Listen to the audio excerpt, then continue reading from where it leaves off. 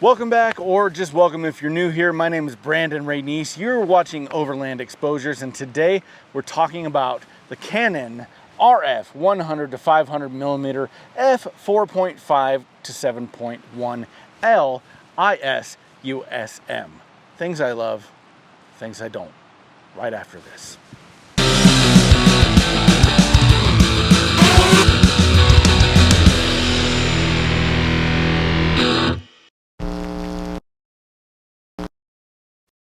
Ah man, I just got throat bit. I just got throat bit by a skeeter. Look at that. When I first started considering the RF 100 to 500, it was because I was searching for a telephoto zoom lens that would offer me, a hybrid shooter, both photo and video, the ability to utilize Canon's R5's autofocus technology to its fullest capabilities. At the time, I was using a Sigma 150mm to 600mm Sport f5 to 6.3 with the EF to RF adapter, which is great. It is sharp, and it has 100 extra millimeters reach. It does a little bit better in low light. But I noticed that with that lens, I was having difficulty capturing birds in flight, presumably due to the fact that it was non-native and adapted. The weight of the lens made it less than ideal to shoot handheld, which is what I prefer to do. I began considering some of the EF options when adapted to the RF mount. As much as I would eventually love to own like a 400 or 600 millimeter prime lens, the diversity that a zoom lens offers, specifically when shooting video, far outweighed the benefits of a prime lens for my specific needs and applications. I began to look pretty seriously at purchasing the EF 100 to 400, f4.5 to 5.6, but the recent release of the RF 100 to 500 offered native mount, compact design, lightweight, 100 extra millimeters of reach, slightly sharper images, better stabilization, and an assignable control ring for added functionality. The problem was the availability. It seemed production during the height of the pandemic had brought things to a screeching halt, making the 100 to 500 extremely difficult to acquire. I was finally able to locate a demo unit located on the East Coast for a reasonable price, so I decided to pull the trigger on it.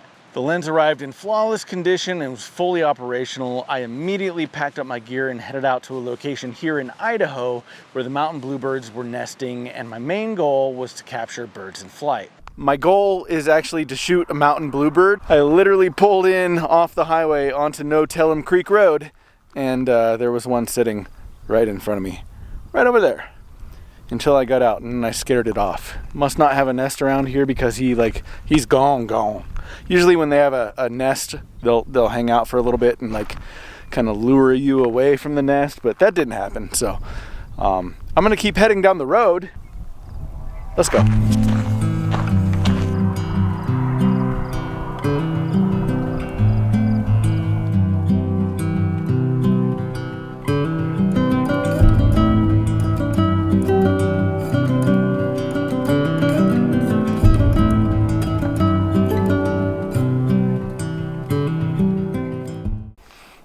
We made it just about half a mile down the road from where I just saw you, and there's a mountain bluebird sitting right over here on his little nest. I'm gonna put my camo on, see how close we can get, and let's go get some pictures of it. Let's go test out this lens.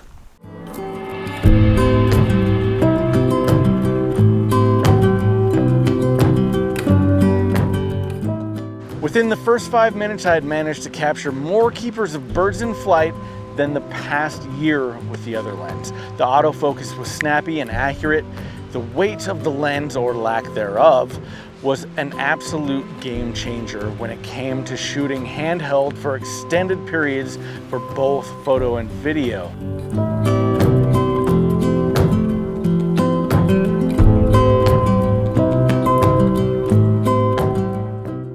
Optical stabilization of this lens when working in conjunction with the R5's IBIS worked far better than I would have imagined. I frequently shoot handheld video at 500 millimeters and I'm able to get very usable footage while just running and gunning.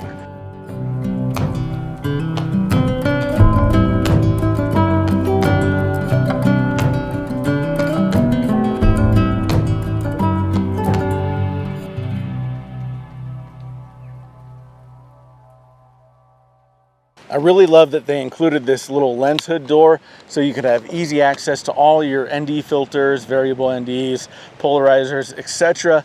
You can just spin them right there and adjust them on the fly. You don't have to bother taking off this whole lens hood. I can't remember offhand exactly the minimum focusing distance when at 500 millimeters on this lens, but I can tell you that it's very close. I think it's right around 5 feet. It was close enough where I was able to get some really, really tight shots of some geckos and some other anoles while I was in Hawaii. At 500 millimeters, you're able to borderline get macro shots with this lens. Instead of having a lock button to lock the barrel from coming in and out, you actually just have this ring that adjusts the tension of it. So at the highest tension, it won't come out, but then you can adjust it. So it's nice. It's not a lock button, but it'll do. The control ring down here is a little less than ideal to access when you have it connected to your camera. I feel like it's really close and kind of cramped in, but at least you have it.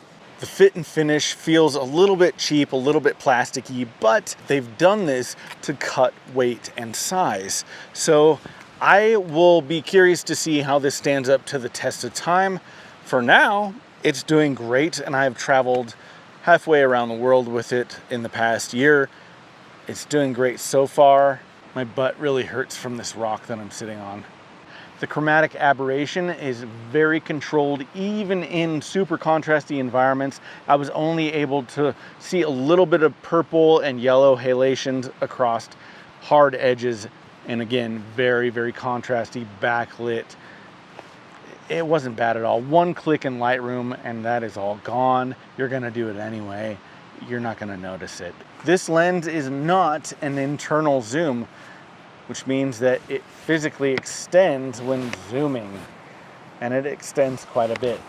It has a huge throw to get from 100 to 500, and even with some practice, it will require you resetting your grip at least a couple times. Because this lens isn't an internal zoom, it will inherently collect dust, moisture, and a slew of other environmental contaminants onto this barrel area. But Canon says that they've combated that issue by weatherproofing those internal moving components and thus preventing those environmental contaminants from entering the actual inside of the lens. As for me and my experience, I've tested it in humid rainforests, sandy beaches, hot dry deserts, rain-soaked redwoods, and mountain frozen tundras. I have had zero issues with it at all. And in all fairness, the extending, retracting design is what allows this to be much more compact than its predecessors. Another caveat to the internal components is that the use of a 1.4 or 2 times extender means that the lens won't be able to fully collapse into its smallest form due to the physical limitations of the extender being placed within the actual mount. Anyway, use of any extenders is always going to compromise image quality to some extent, especially when you grab the 2 times on a zoom lens. When you're looking at primes and things like that, it might not make such a difference, but especially on a zoom lens, don't ask me why, I'm not that guy. I can tell you that your picture is going to be crappier with a 2 times extender on zoom than it would be with a 2 times extender on a prime. I don't know why, it just is, trust me.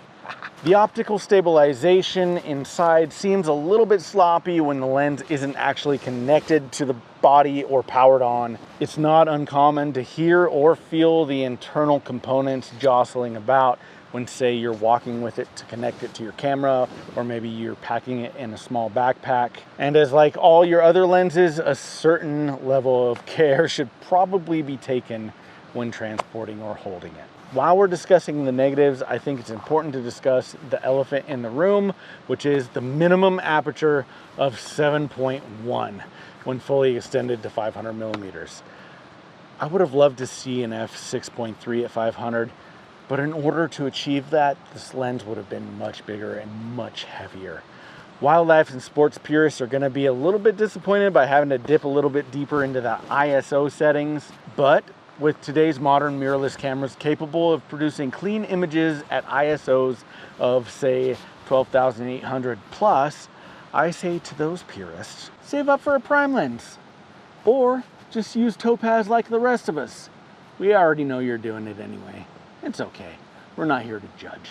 The only other real negatives I can think of for this lens are the price, which will hopefully eventually come down, and the current lack of availability, which again will hopefully improve in the near future. Overall, this is my most favoriteest lens that I've ever owned. It goes everywhere with me, and the only time it comes off my camera is when I actually film these videos for you guys. What do you think of this lens? Do you own it? Do you want to own it? What do you love? What do you hate? I want to hear all about it in the comments down below. Thanks again so much for watching. I hope you learned something. I know I did. Don't forget to like, and please, please, please hit that subscribe button, tick the little bell, and we will see you on the next adventure.